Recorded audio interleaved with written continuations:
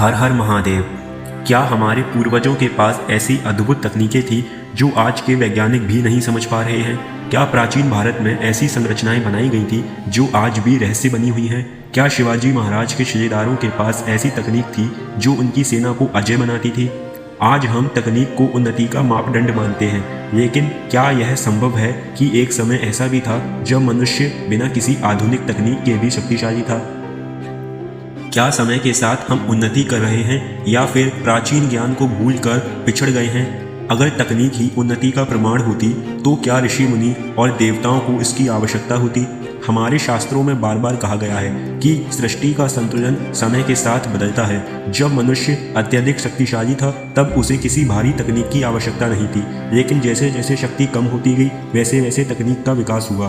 भगवान विष्णु के अवतारों को ही देख लीजिए, पहले मत्स्य, फिर कूर्म, फिर वराह और फिर श्री कृष्ण और श्री राम जैसे उन्नत मानव रूप। यह दिखाता है कि हर युग की अपनी एक उन्नत व्यवस्था होती है।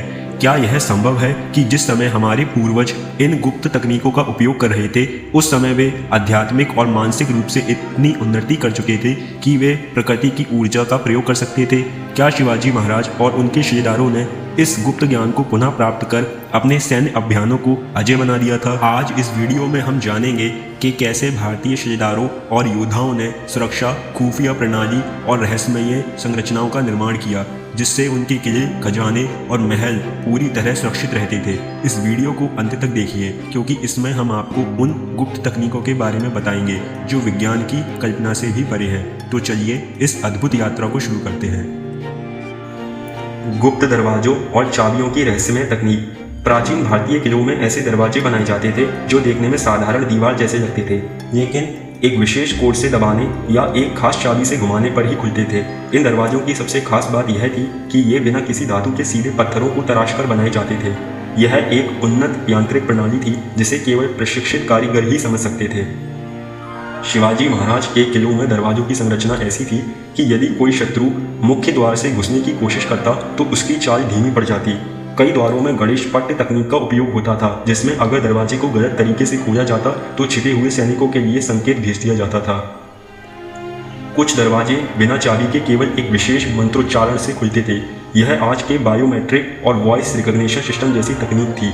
क्या यह तकनीक आज के आधुनिक सुरक्षा सिस्टम से भी अधिक उन्नत नहीं थी? भूमिगत सुरंगें और उनकी सुरक्षा प्रणाली। पुराने महलों और किलों में भूमिगत सुरंगें क्यों बनाई जाती थी? शिवाजी महाराज की सेना ने ऐसी सुरंगों का निर्माण किया था जो सीधे किले से निकलकर जंगल या पहाड़ी क्षेत्रों में समाप्त होती थी। इन्हें इतनी कुशलता से बनाया गया था कि दुश्मन इन्हें खोज ही नहीं सकता। इन सुरंगों में गुप्त वेंटिलेशन सिस्टम होता था, जिससे अंदर ताज़ी हवा बनी रहती थी। यह बिल्कुल वैसा ही है जैसे आज हम अत्याधुनिक बकरों में वेंटिलेशन सिस्टम देखते हैं। कुछ सुरंगें पानी के भीतर छिपी होती थी। जब सही मात्रा में पानी एक टैंक में डाला जाता था तब दरवाज़ा अपने आप खुल जाता था। यह तकनीक आज के हाइड्रोलिक सिस्टम से मिलती जुलती थी। कई सुरंगों में जहरीली गैसों का उपयोग किया जाता था ताकि अनधिकृत व्यक्ति इन्हें पार न कर सके। क्या यह संभव है कि प्राचीन भारतीय रसायन विज्ञान में हमसे आगे थे? वैदिक इनकोडिंग सिस्टम और साइबर सुरक्षा। क्या आप जानते हैं कि प्राचीन भारत में भी सूचना सुरक्षा के लिए इनकोडिंग सिस्टम विकसित किए गए थे? कटप्पयादि प्रणाली और स्थूल भाषा जैसी कोडिंग प्रणाली का उपयोग किया जाता था, जिनमें विशेष संख्याओं और अक्षरों के संयोजन होते थे।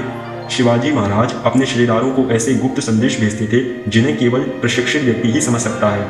क्या यह तकनीक आज के डिजिटल इंक्रिप्शन सिस्टम की तरह नहीं लगती? प्राचीन भारतीय धातु विज्ञान और हथियार प्रणाली।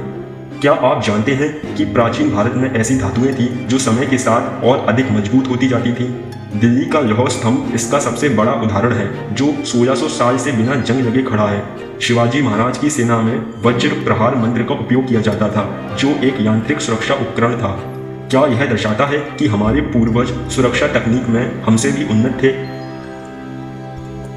भारतीय शिलेदारों की अद्वितीय तकनीकी श्रेष्ठता। शिलेदार गुप्त तकनीकों का प्रयोग करते थे, जैसे कि किलों की दीवारों को पहाड़ियों से मिलाकर बनाना ताकि वे प्राकृतिक संरचना का हिस्सा लगे, तथा दुश्मनों को भ्रमित करने के लिए गुप्त रास्तों का उपयोग करना, जो कि एक अदृश्य होने की तकनीक थी। सैन्य रणनीतियों में प्राकृतिक तत्वों का प्रयोग करना, जैसे पहाड़ों और जंगलों का सही उपयोग करना। गुप्त हथियार भंडार का इस्तेमाल करना, जो केवल शिलेदारों को ज्ञात थे। युद्ध के दौरान विशेष ध्वनि संकेत प्रणाली का प्रयोग करना, जिससे बिना किसी इलेक्ट्रॉनिक डिवाइस के संचार होता था। क्या यह दिखाता है कि हमारे पूर्वजों ने तकनीकी उन्नति को आध्यात्मिक उन्नति से जोड़ा था? क्या हम अपनी इस महान धरोहर को पुनः खोज सकते हैं? क्या हम इन गुप्त तकनीकों को आधुनिक विज्ञान से जोड़कर एक नया भारत बना सकते हैं? दोस्तों, इस चीज़ पर विचार कीजिएगा। अगर आपको यह वीडियो पसंद आया हो तो इसे अपने दोस्तों के साथ जरूर शेयर करें और हमारे चैनल को सब्सक्राइब करें। अगले वीडियो में हम और भी अच्छे विषय पर चर्चा करेंगे। जय हिंद, जय भारत, हर हर महादेव।